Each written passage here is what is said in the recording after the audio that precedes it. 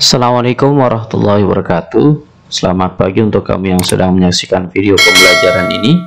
Masih di channel Junaidi Hidayat. Kali ini kita akan membahas pembelajaran 2 dari subtema 2 di tema 1. Adapun materi-materi yang akan kita pelajari pada video pembelajaran ini terdiri dari 2 materi. Penerapan nilai-nilai sila keempat Pancasila dan mengidentifikasi teknik-teknik pembuatan patung.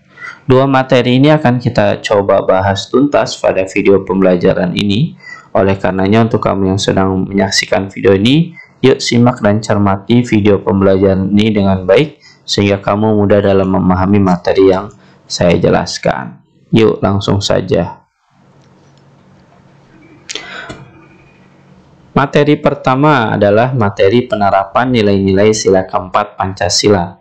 Materi ini adalah materi yang bersumberkan pada muatan PPKN dengan KD 3.1 dan 4.1. Di sini ada gambar ya, gambar sila keempat yaitu kepala banteng.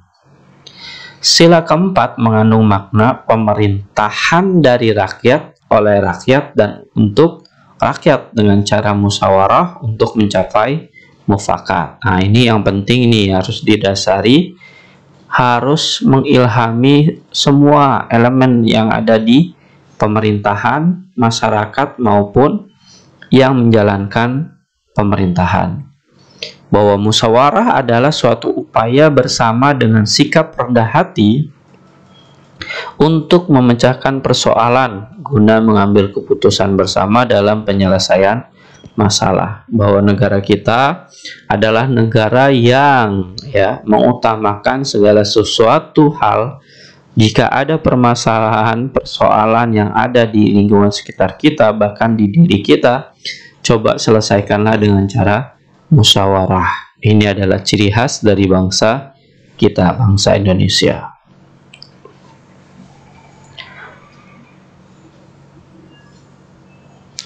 Di sekolah pun sudah diterapkan ya, atau diamalkan dalam hal berbagai hal ya. Di sini Pak Guru sudah mencobakan ya bermusyawarah dengan beberapa kelompok yang ada di kelasnya yang dia ajarkan. Di sini dia contohkan, Pak Guru sedang mencontohkan cara bermusyawarah yang baik dan benar yang ada di kelasnya. Di sini diambil sebuah foto ya, terdiri dari 6 siswa yang sedang melakukan musyawarah. Nilai-nilai yang terkandung dalam sila keempat Pancasila antara lain, nah ini kalau tadi makna yang terkandung, sekarang nilai-nilainya yang harus kamu perhatikan.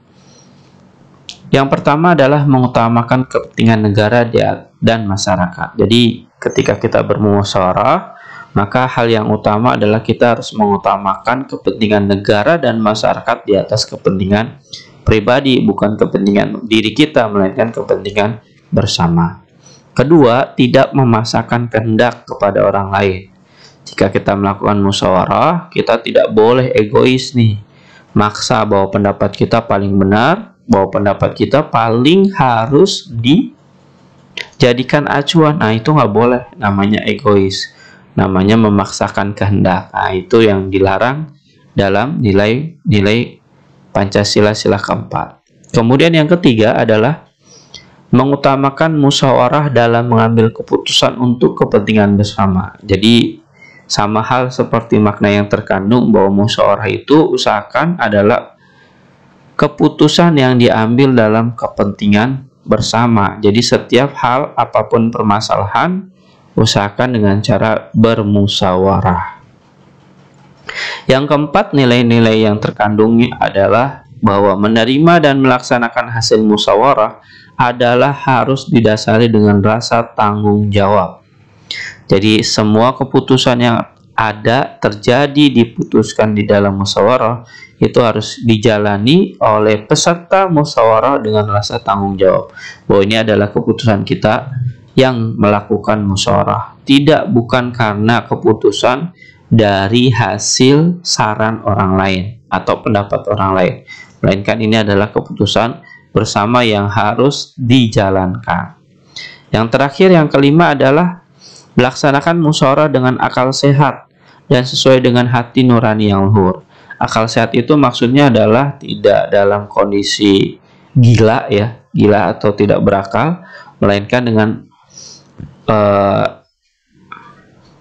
dengan kondisi yang akal sehat. Jadi tidak berdasarkan emosi, tidak berdasarkan pikiran yang sedang marah-marah, melainkan dengan akal yang sehat dan hati nurani yang luhur. Bahwa emang benar-benar kita harus melakukan musyawarah ini agar segala keputusannya itu sesuai dengan keputusan bersama. Jadi ini penting ya, nilai-nilai dalam kandung yang ada dalam sila keempat Pancasila. Jadi mudah-mudahan nih kita dapat mengamalkan kelima nilai-nilai ini dalam kehidupan kita sehari-hari dengan baik dan benar.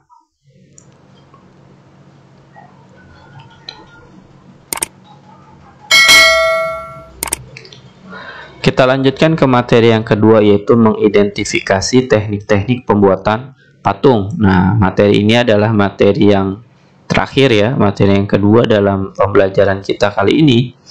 Dan materi ini adalah materi yang bersumberkan pada muatan SBDP dengan KD 3.1 dan 4.1. Pembuatan patung itu disesuaikan dengan bahan yang digunakan. Jadi kalau bahannya apa, maka dia dengan menggunakan bahan tekniknya apa. Jadi berbeda antara teknik yang satu dengan yang lain karena faktor dari bahan yang digunakan. Kemudian setiap bahan memiliki teknik pembuatan yang berbeda-beda. Jelas kalau bahannya keras, maka kita harus menggunakan teknik yang tertentu, tidak sembarangan dalam menggunakan tekniknya. Nah, beberapa teknik dalam pembuatan patung itu terdiri dari 4 hal. Yang pertama membutsir. Nah, ini teknik yang pertama. Yang kedua memahat. Memahat itu untuk alatnya bahannya berupa bahan yang keras, maka perlu dipahat.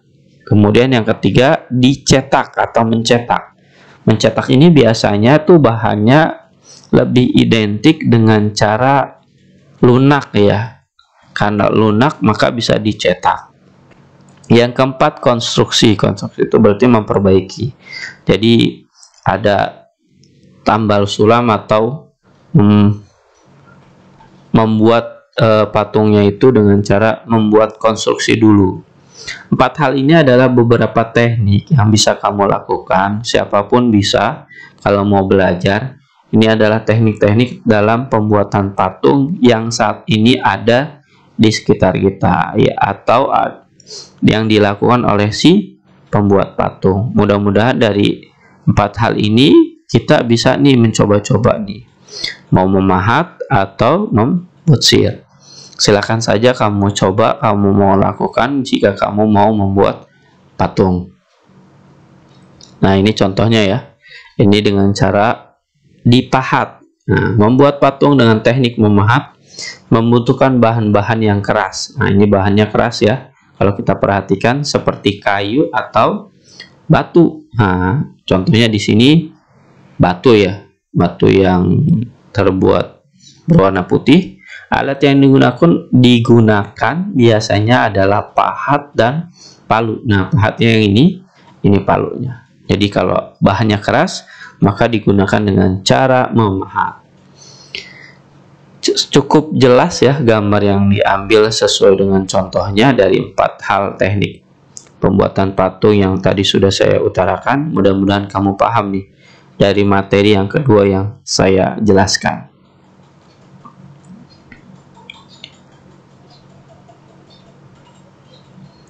Jawablah soal-soal latihan berikut. Soal latihan ini diambil dari video kita pada pembelajaran kita kali ini. Jawablah dengan jawaban yang benar dan tepat. Jika kamu kesulitan dalam menemukan jawaban, silakan ulangi video pembelajaran ini dari awal hingga akhir.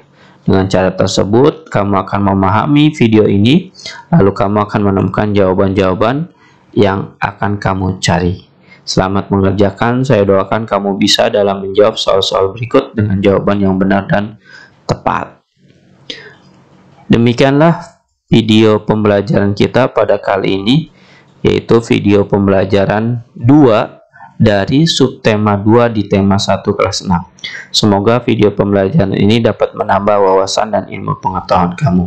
Terima kasih telah menyaksikan video saya. Wassalamualaikum warahmatullahi wabarakatuh.